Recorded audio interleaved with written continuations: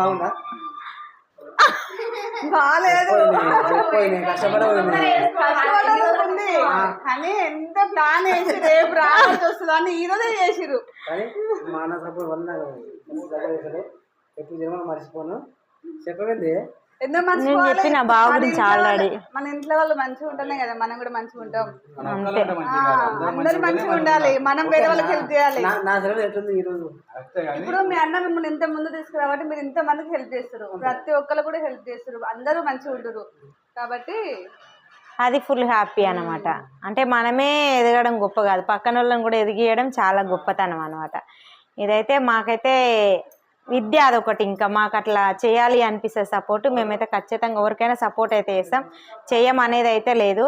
విద్య first నుంచి తెలియదు కానీ మేము బయటికి పోతే మాత్రం చాలా మంది సపోర్ట్ చేశారు, అందరు గుర్తుపడతారు. అదంతా మీ సపోర్ట్.